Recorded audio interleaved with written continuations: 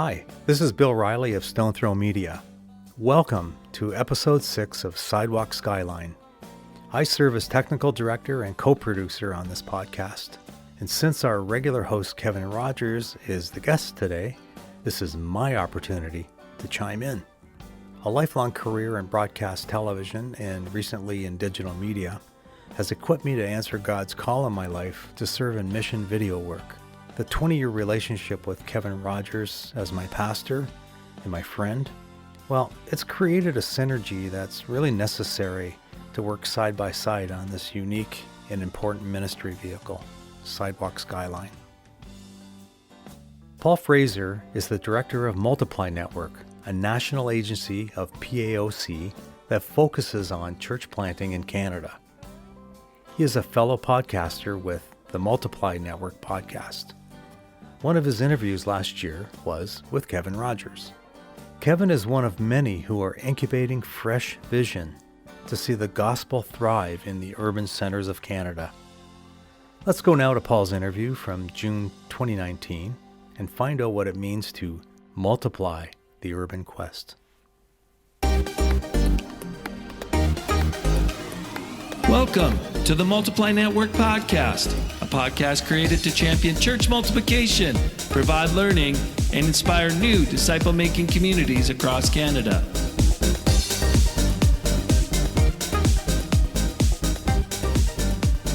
Well, hi there. Welcome to the Multiply Network podcast. My name is Paul Fraser, the host of the Multiply Network podcast, and we're so glad that you jumped on this month. You're going to be so happy you did.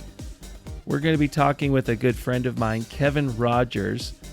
He's in Windsor, Ontario, planted a church 20 years ago, had a huge heart for the marginalized, the broken, those in urban centers. And you're going to hear a great story with some great insight on how to reach our urban centers. We're talking about unique disciple-making communities this month. And they really are doing some incredible things, some feeding programs in Windsor. They're going into some high-risk apartment buildings, providing lunch programs for people. You're going to love what they're doing. I hope you're going to be inspired by them. The interview's coming up right now.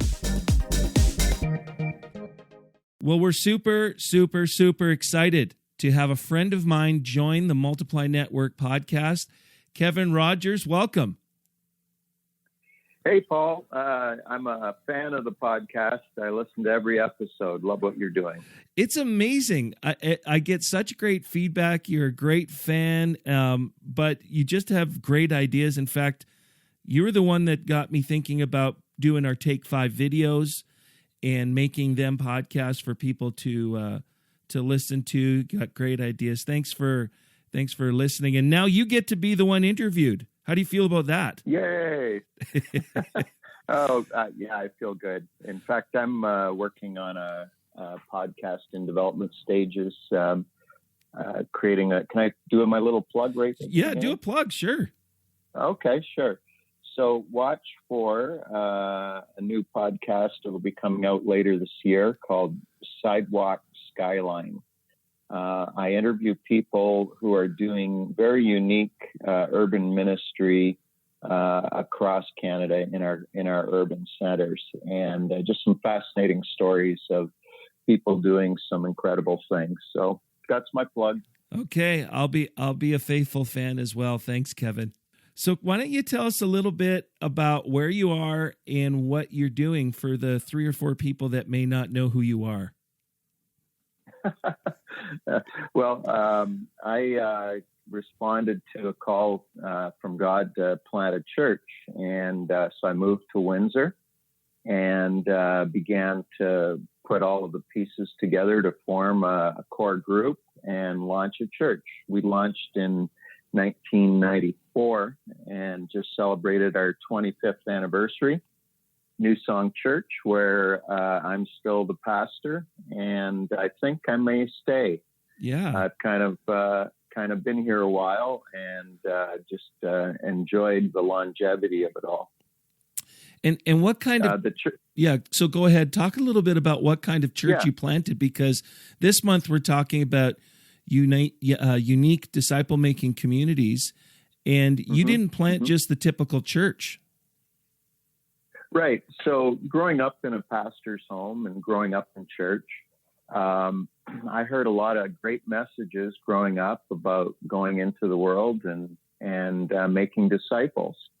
And yet in my early young adulthood, I wondered, how do you do that? How do you actually go into the world and make disciples?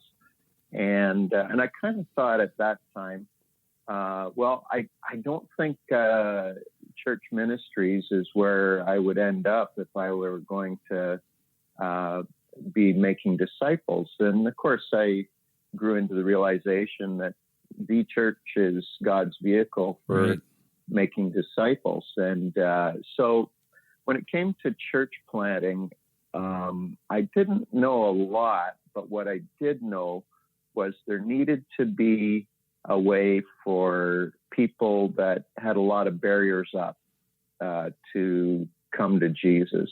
Yeah. And so I had to approach it like a missionary going into a new culture. So as I moved into a neighborhood, our church, after 3 years, we bought our first building. It was an old bar in a neighborhood, Ford City, that at that time had a reputation for having one of the worst crime rates in the city, and a lot of social issues, a lot of poverty. 20 plus years later, we're in a neighborhood that is coming back to life.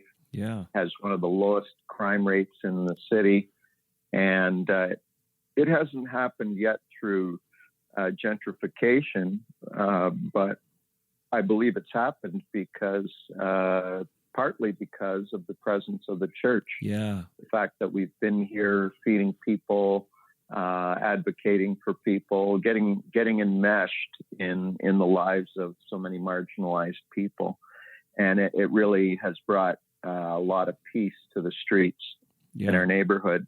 Our focus when we started the church, I knew that it needed to be a church plant that was going to make marginalized people at its center. Mm-hmm. That was who we needed to be missionaries to. And so approaching it like a missionary, coming into what was a new culture to me. I grew up,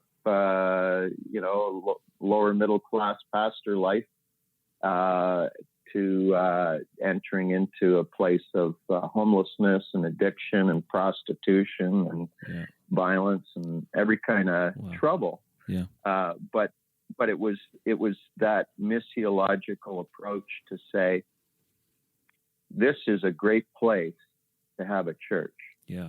And we need to be here. It takes a while to really know the people and for them to trust you. But that's the nature of New Song Church.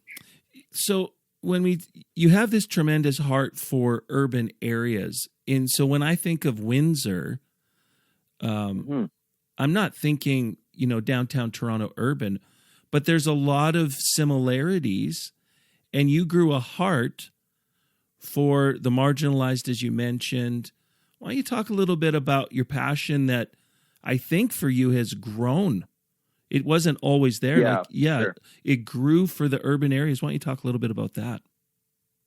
Yeah, it definitely grew. I would say it grew before church planting. It grew from childhood, growing up in a pastor's home, and just watching the way that my dad would care for people, the way he would take people who were marginalized or struggling and just pastor them. So that heart came a long time before the city, but the heart for the city, I like it when I travel from time to time and I get to be in a new city or another city where I can walk around on the streets. I love to just walk and get a 5 senses tour in a city. Mm-hmm. And I'm amazed every time at how I almost almost choke up, almost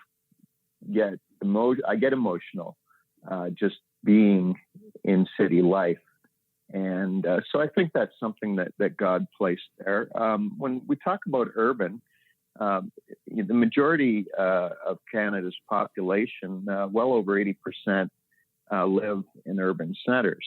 And when you look at the placement of where are churches located, mm-hmm. there's a disproportionate placement of churches in suburbs and outward. Right. So what about the city center? And I know that this is part of your history in Edmonton too. Yeah. You know, that you share that view, that vision. Yeah. The best definition I have come across for urban, I heard from Steve Pike, Urban Islands Project out in Denver.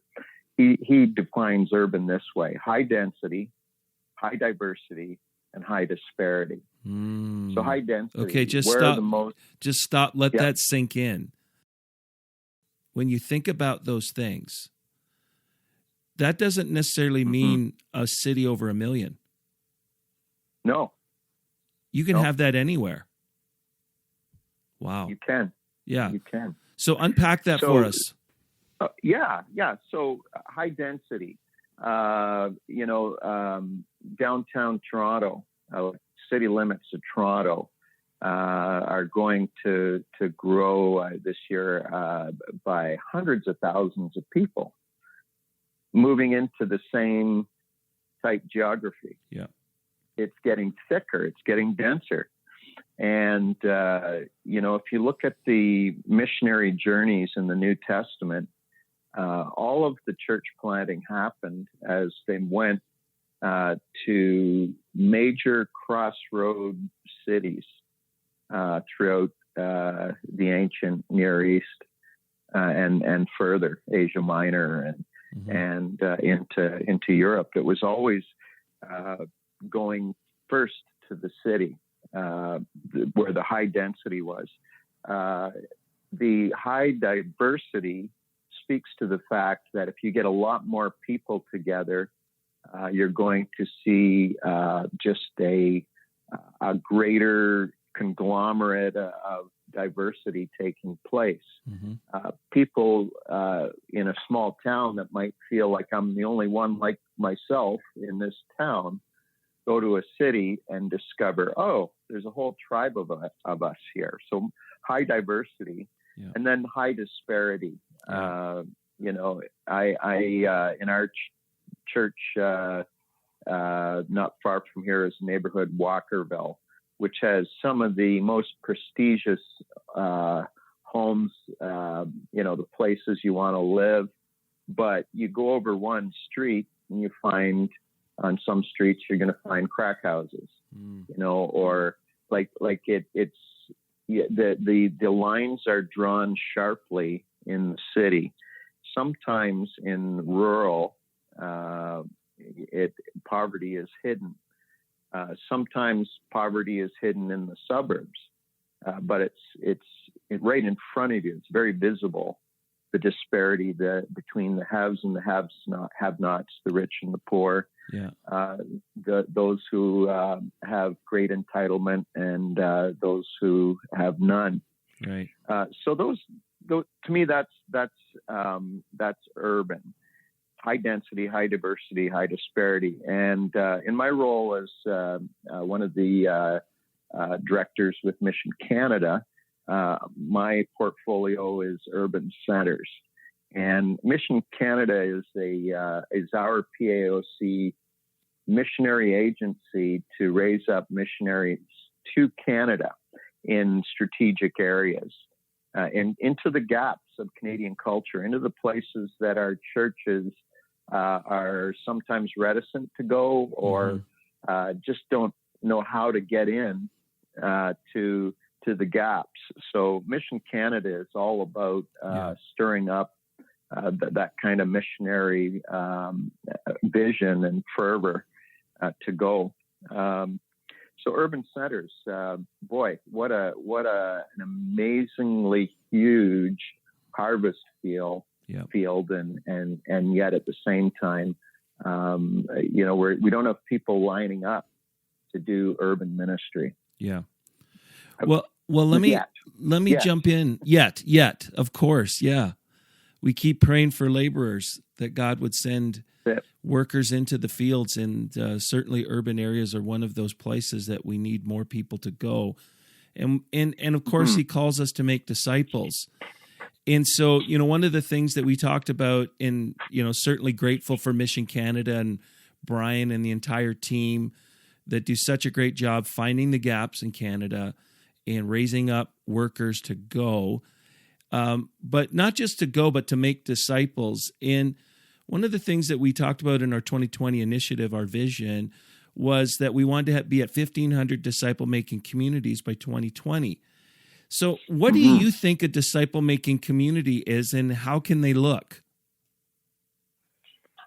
So in my context, a disciple-making community, first thing I had to shed was the ingrained notion that discipleship is linear, that it is classroom-based. That's our educational system, right? We go to school, and when you finish grade 1, you go to grade 2. Yeah. And a lot of times we approach discipleship with an educational paradigm. And I think the discipleship in the Jesus sense, in the rabbinical sense, was much more about how are we doing life together, and how does the teacher or the rabbi or the disciple maker impart wisdom, not just through their teaching, but through the demonstration of their life.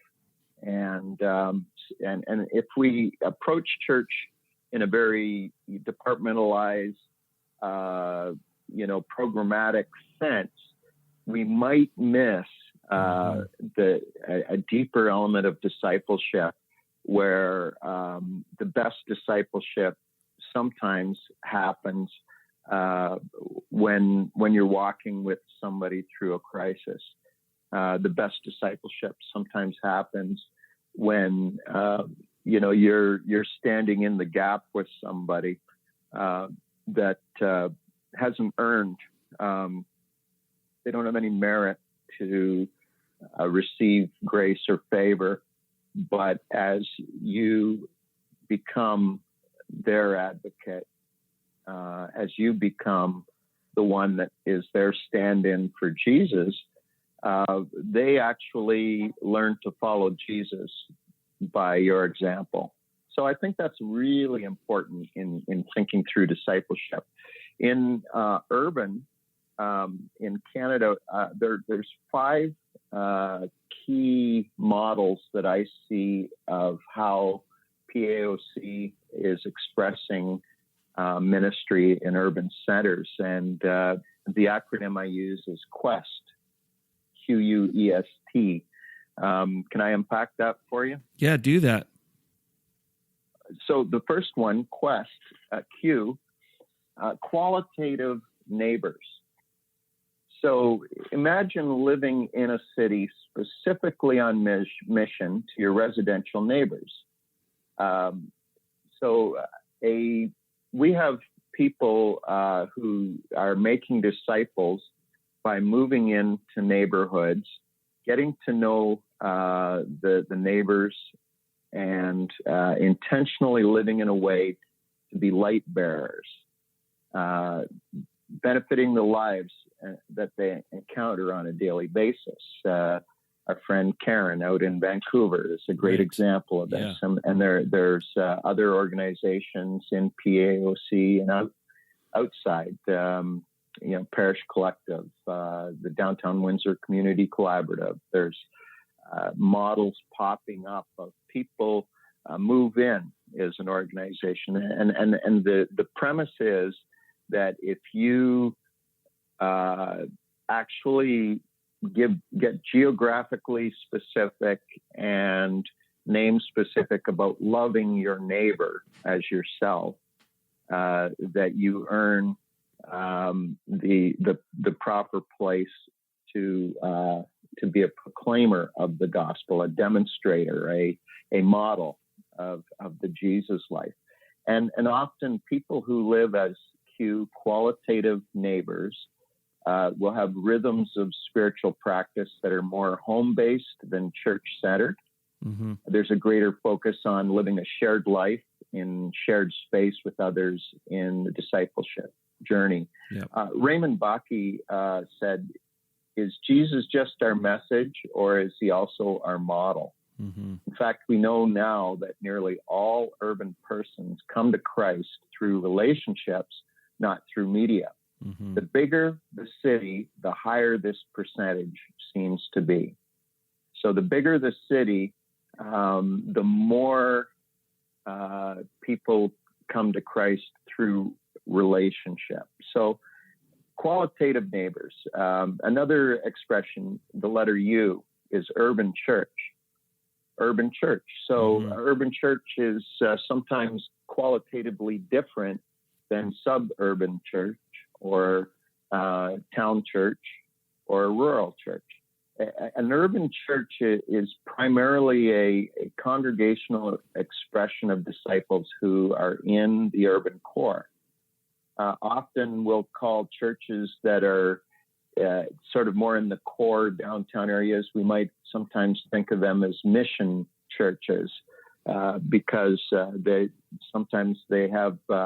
located in urban settings that tend to have just a very colorful, vibrant scene happening around them. Yeah. And urban churches tend to have a mix of both local residents, people from the neighborhood, and commuters who make the journey into the city because they are attracted to that unique local mission, or they're historically attached to the congregation.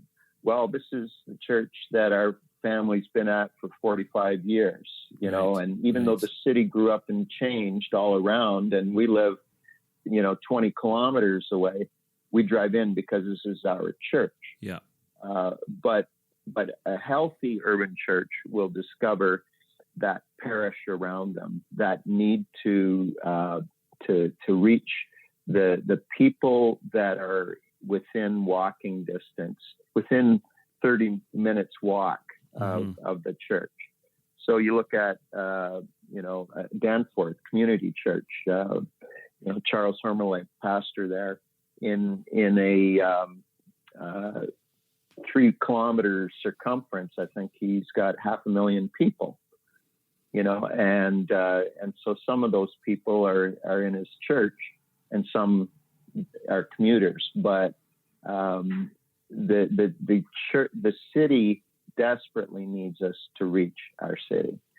So Q, qualitative neighboring; U, urban church; E, energizers. Energizers. Now that's immediately people think of the battery and the bunny. Yeah. But energizers, I would say, are those who are making disciples through an intentional focus on shaping the culture in the arts, in media, in education, in social services, in politics, in community engagement.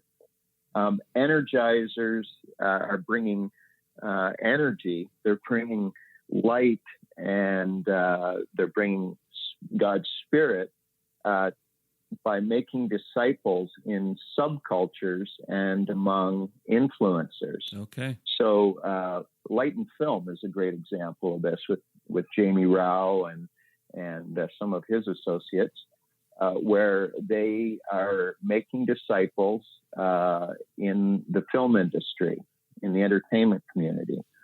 Connie Jacob in Calgary with the arts community and all that she's doing, a middle-aged mom with kids who's right in the heart of Calgary's hip-hop community. She is an energizer. She is bringing the life of God into a subculture. People who are energizers are placed alongside those who are influencers. So energizers, Qualitative Neighbours, Urban Church, energizers. S, street workers. Street workers would be a combination of evangelism and social justice work with people moving about the urban core. So in Montreal, we have Jean-Paul, whose handle is Rue de Pasteur, street pastor.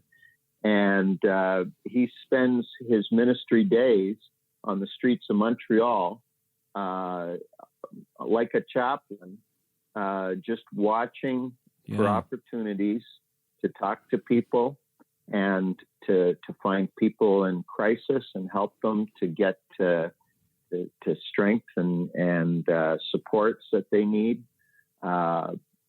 EJ Toupe, same thing in Toronto.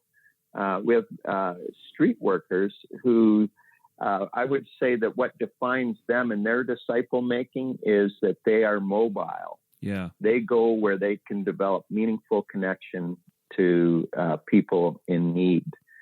So QUES, street workers, and finally T, transformers.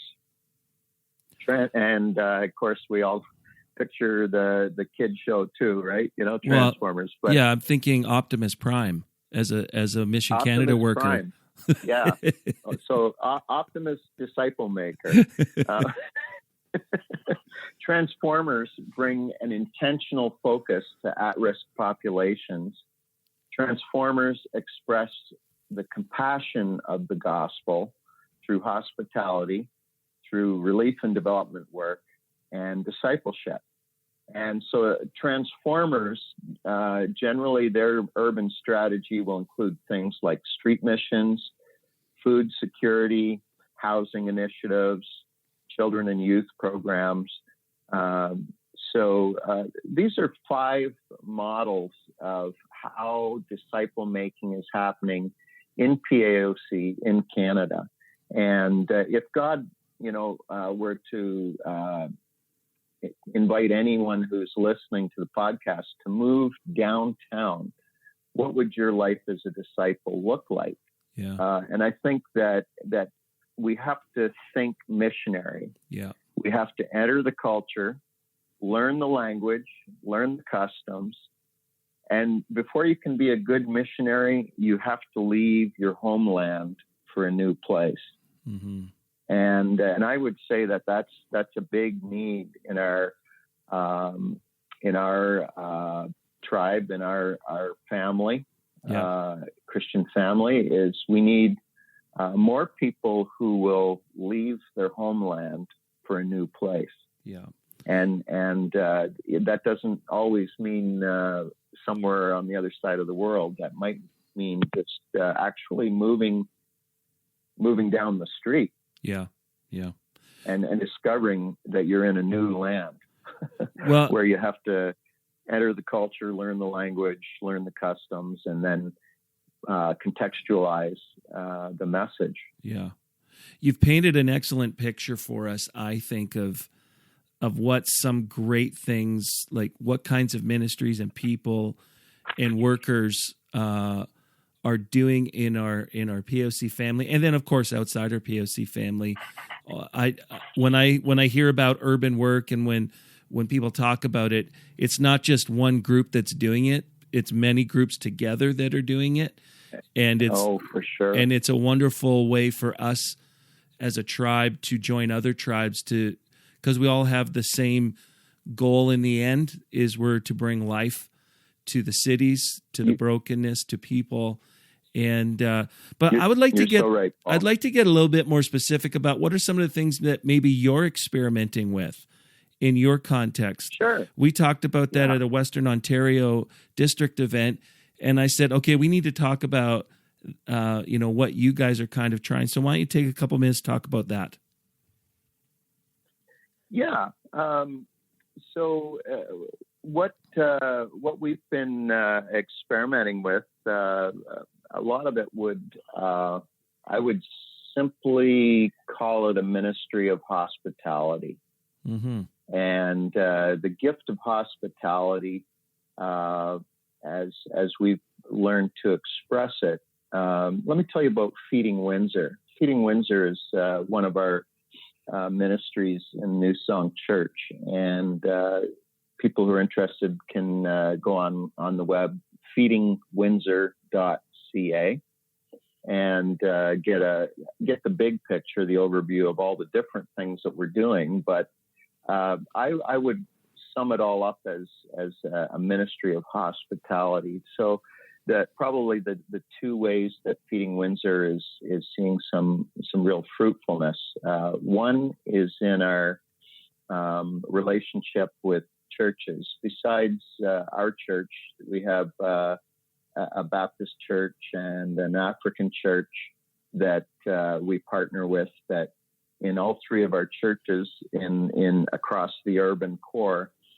we're doing a weekly community meal, free of charge, and the motivation behind it is this is how the church can love its neighbor. Mm-hmm. And so we check our evangelist hat at the door, mm-hmm. and we put on our loving our neighbor, showing hospitality hat in our community meals. And out of that relationship that is formed, it's causing over time people to come in the doors of the church, encounter godly people, and next thing you know, they're asking questions. Next thing you know, they're opening up to you and coming to Jesus. And so that's something we've done for a long time. The other thing that's newer that I want to just hit on is our lunch clubs. So we worked out an arrangement with City of Windsor. They have several properties that are low-income neighborhoods, geared income. Some of the darker places in our city are in low-income housing, and so a building right downtown that is a 18-story high-rise, biggest high-rise downtown, 400 units, filled with people with all kinds of problems over the years. There's been jumpers going off the balconies. There's been, prostitution in the hallways, drug deals. It's just a mess. Mm-hmm. And yet in the midst of that horrible mess that sometimes happens, there are a larger number of people that are not buying into all of the chaos that's around them. They're living scared. Older single people that this is the only place they can afford to live. And so when they come into the building, they just keep their head down, get right to their apartment, and don't really build a lot of community or friendships in their building because makes sense. It's not a high trust environment. Yeah. So we went in with our lunch club, and here's what we offered. We said, in the community room, we'll provide a Monday to Friday lunch club. You can sign up, and for $25 a month, we'll give you lunch 5 days a week, all month long.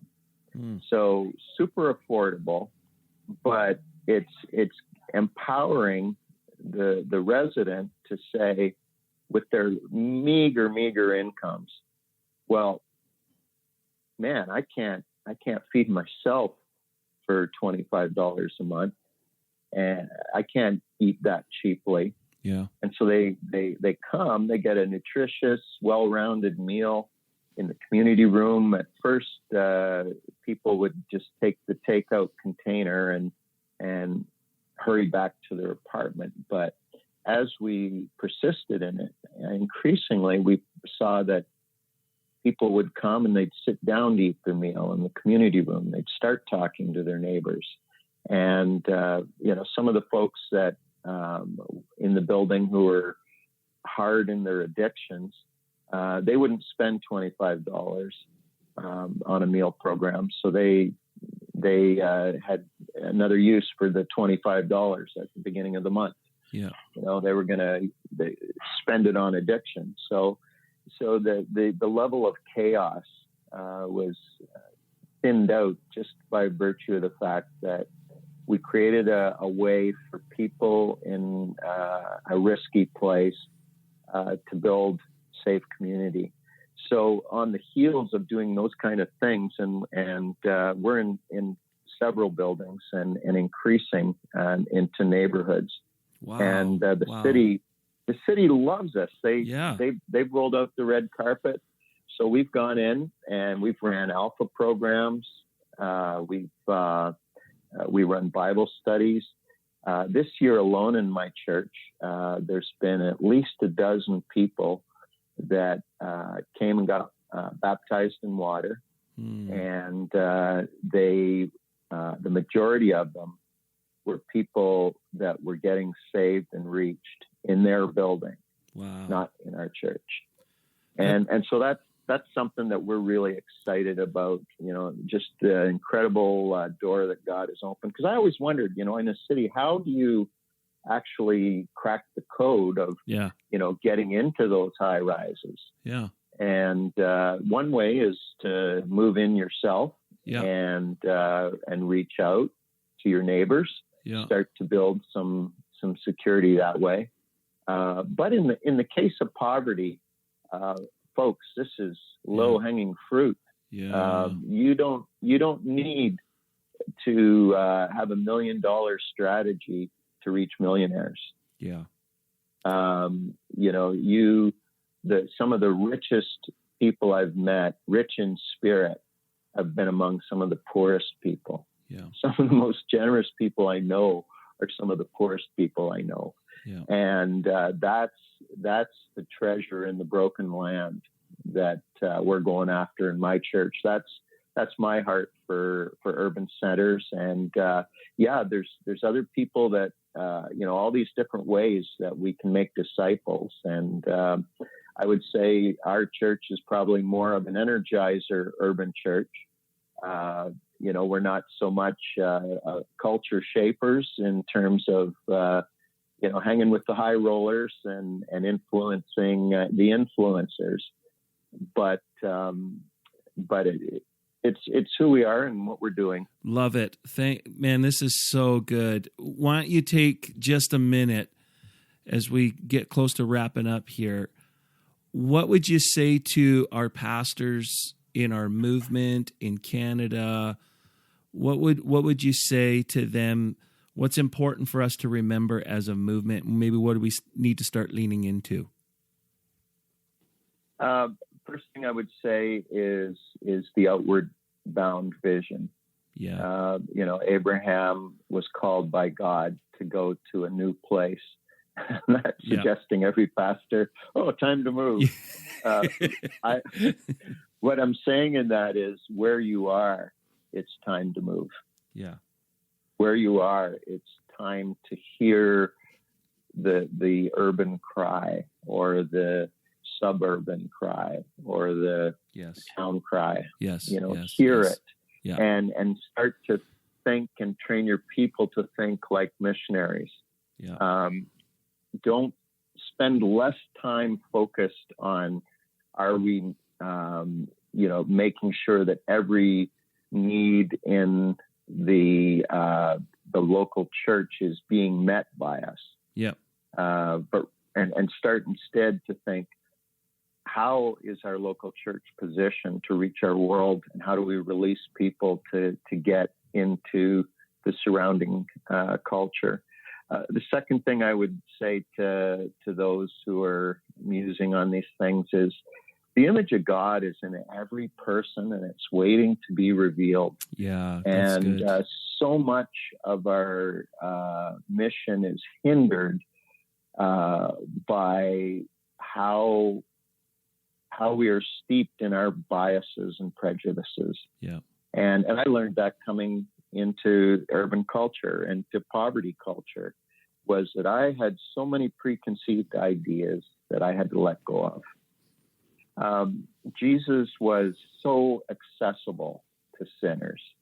And, we all have to make our churches accessible. In fact, it's legislation where I think 2025, we all have to be meeting our building codes to make sure we're wheelchair accessible and all the things that go along with that, But bigger question is, you may be wheelchair accessible, but are you sinner accessible? Mm-hmm.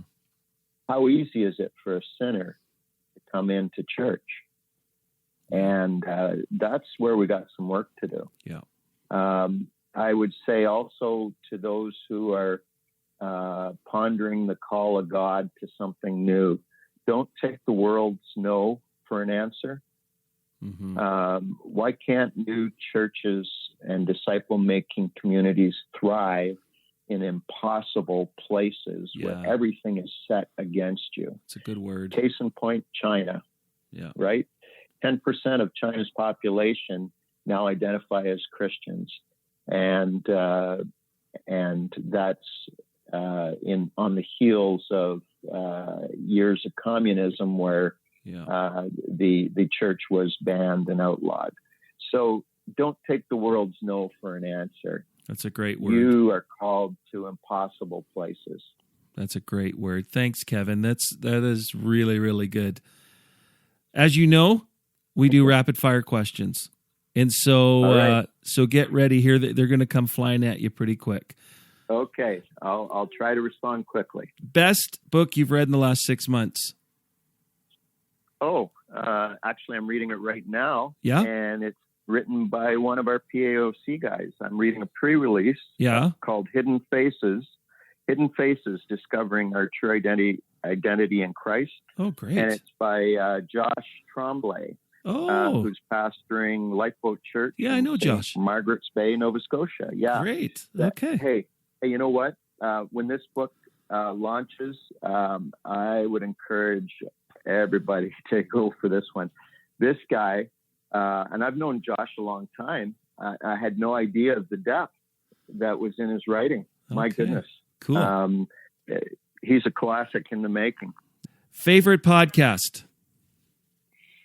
Well, obviously it's this one. Yeah, of course. You have to say that one. Next to it? I have to say that, yeah. And there's two other podcasts that I would, I'm just especially enjoying right now.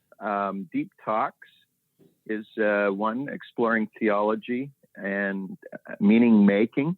Yeah. And another one that I just started listening to that's really given me a good stir is Bema Discipleship.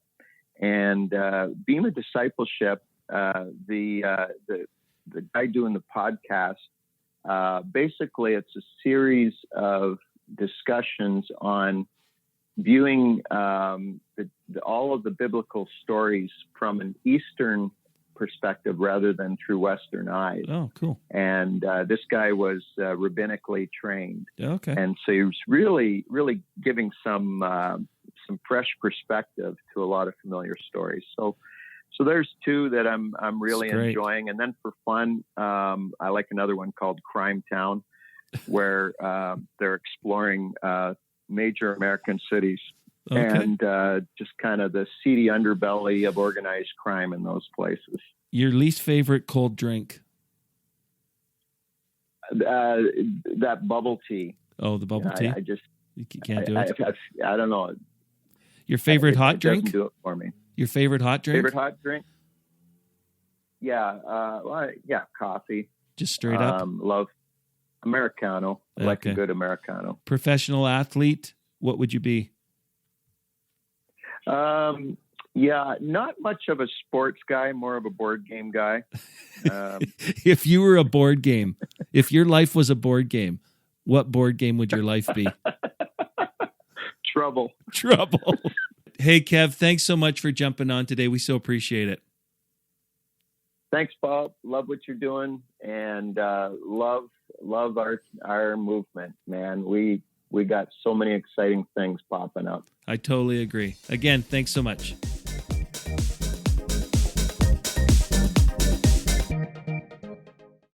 Kevin Rogers and Paul Fraser are just a couple of Canadians who are thinking about how we can be effective in our gospel witness in the urban core.